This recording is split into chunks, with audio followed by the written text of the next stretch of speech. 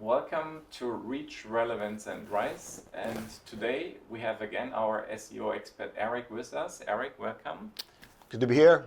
And we're going to talking about the measurement and the success of SEO. Is there a way to guarantee success with SEO?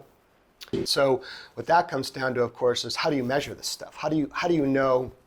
And it can be very tough. It depends on the situation. But there are very good ways of understanding success, and some of them are indirect.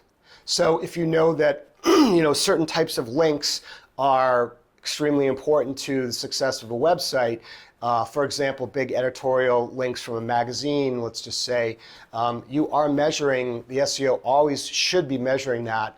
Certain kinds of links, you literally, what happens, it's quite fascinating, but the way the Google algorithm works is that when they've taken effect, it goes like this. it literally just bumps up. So for whatever reason, that's how Google does it. So you can see literally a spike when you track these things.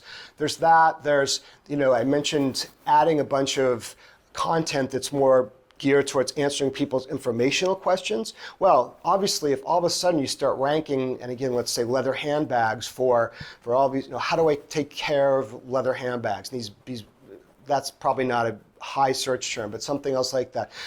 Should I buy leather bags versus this? If you're ranking for that, how else can you attribute that success? And then over time, I think there's a lot of other factors that could be helping or hurting the SEO, but as you go through this wave, it's not, hopefully not like this, hopefully it's just a little bit like this, you can start seeing that over time, the trend is really going up since you started doing this SEO. And if I were to think of sort of what would be one other effective way of measuring, I think those are some of the key ones. And you're always tracking this stuff about the rankings too. So what exactly are you tracking actually to see the success? 10 years ago, Google used to provide data in Google Analytics as to the actual search terms that people use to find your site. They don't do that anymore. So you have to find kind of ways around that. And also because they're so smart in the way that they integrate the way that they rank pages now, it's less on a website level, the way that they're ranking things, it's more on a page level. So Google will say, this page is awesome, we love it.